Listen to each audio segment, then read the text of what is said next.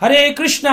तो हमारे आज के इस गीता वीकली में आपका स्वागत है और आज हम चर्चा करने वाले हैं भगवत गीता के श्लोक संख्या 17वें अध्याय के 15 नंबर श्लोक पे। यहाँ पर भगवान बता रहे हैं हमें कैसे शब्द दूसरों को नहीं बोलने चाहिए, कौन से शब्द बोले कौन से ना बोले। लोग बोलते हैं जी मैंने ऐसा क्या बोल दिया, इतना बुरा मान गए, क्या बोला मैंने, बुरा मान गए आप। तो भगवान कृष्ण कह रहे हैं देखो भाई सोच समझ कर बोलो, क्या बोलने युक्त है क्या बोलने युक्त नहीं है। भगवान ने बताया, क्या बताते हैं, कहते हैं अनुद्वेग करम वाक्यम सत्यम प्रियहितम च यत् स्वाध्याय अभ्यासनम चैव वाक्मये तप उच्यते। अनुद्वेग करम वाक्यम, भगवान कहते हैं अनुद्वेग करम वाक्यम, कौन से शब्द बोले, क्षुब्ध ना करने वाले, किसी को परेशान ना करने वाले ऐसे शब्द ना बोले।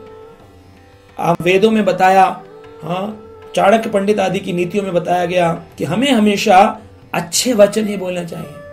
चाणक्य पंडित कहते हैं वचनम किम दरिद्रता, दरिद्र यानी कि गरीबी अगर है भी, आपके पास देने के लिए न जल है, न भोजन है, न वस्त्र है, न उपहार है, कम से कम वचन तो अच्छे बोल सकते हो भाई, इसमें तो पैसा नहीं लग रहा है। वचनम किम दरिद्रता, वचनों की दरिद्रता क्यों, दूसरे से उल्टा बोलना।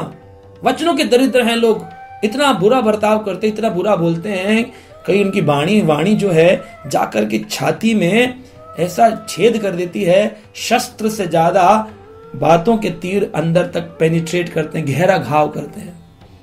घाव करे गंभीर घाव कर डालते हैं। ऐसे घाव हमें नहीं करने चाहिए, ऐसे वाक्य नहीं बोलने चाहिए।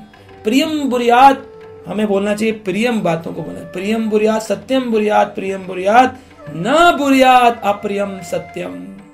सत्य भी अगर बोलना है तो वो सत्य बोलना चाहिए जो दूसरे को प्रिय लगे। ऐसा सत्य मत बोलो जो दूसरे को प्रिय न लगे। ये शास्त्र के लिए नहीं बोला गया, ये साधारण समाज के लिए बोला गया। सत्यम बुरियात प्रियम बुरियात।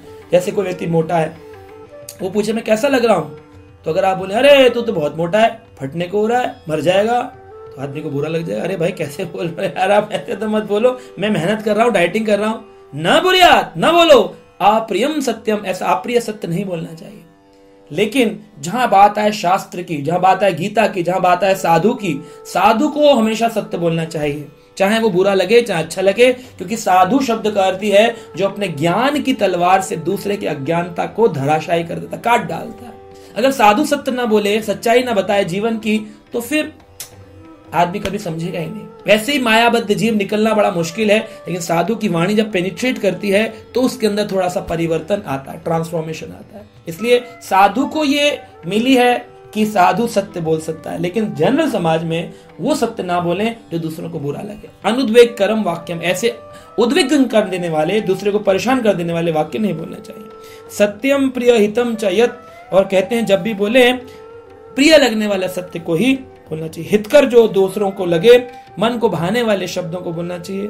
स्वाध्याय अभ्यासनम, और कहते हैं वैदिक साहित्य का नियमित पारायण करना चाहिए। अब ये कैसे हो पाएगा कि हम हमेशा अच्छा बोलें, कैसे आदमी बोलेगा जी चाहते तो बहुत है, हो नहीं पाता। तो भगवान ने प्रोसेस भी बताया, स्वाध्याय अभ्यासनम, स्वाध्याय करो, स्वयं अध्ययन करो, अभ्यास करो। चैव वाङ्मय तप उच्यते, ये ही सबसे बड़ी वाणी की तपस्या है। तो वाणी की तपस्या क्या है? आदमी बोलता है जी मैंने कई प्रकार की तपस्या करी है। शारीरिक तपस्या है कि हम सुबह जल्दी उठें, भगवान को भजन करें। हमारे मन की तपस्या है, मन को भगवान के चरणों में लगाएं। तो वाणी जो है इसकी क्या तपस्या है? इसको भी तो कुछ पनिशमेंट, कुछ नियम, कुछ रिस्ट्रिक्शन लगाने पड़ेंगे तभी ये सुधरेगी।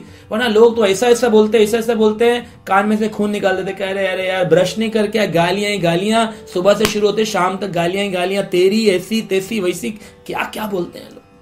आदत पड़ जाती है। उनके घर में छोटे छोटे बच्चे भी बोल रहे हैं, उनको पता ही नहीं हम क्या बोल रहे हैं। घर में गली में बच्चे घूम रहे हैं, पार्कों में गालियां दे रहे हैं, बड़े कॉमन, क्योंकि पिता माता दे रहे हैं। तो आजकल ये कैसा माहौल है? तो कम से कम इस पर कंट्रोल करना चाहिए। और ये कैसे होगा? स्वाध्याय अभ्यासनम। जब कोई व्यक्ति शास्त्र पढ़ता है, शास्त्र श्रवण करता है, स्वाध्याय करता है, तो उसकी वाणी की तपस्या होती है। उसके मुख से जब निकलेगी कृष्ण कथा निकलेगी, हरि कथा निकलेगी, भगवान के बारे में निकलेगा। और फिर वो ये सब गलत वाक्य बोलना, दूसरे को परेशान करने वाले वाक्य बोलना बंद कर देगा। कहते हैं कि कोयल किसको क्या देती है, कौआ किसका क्या लेता है, अपनी मीठी वाणी से सबका मन हर लेती है।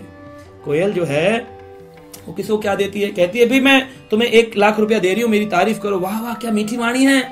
कौआ कहता है नहीं जी, मैं 1 लाख रुपए लूंगा अपने दर्शन देने के लिए।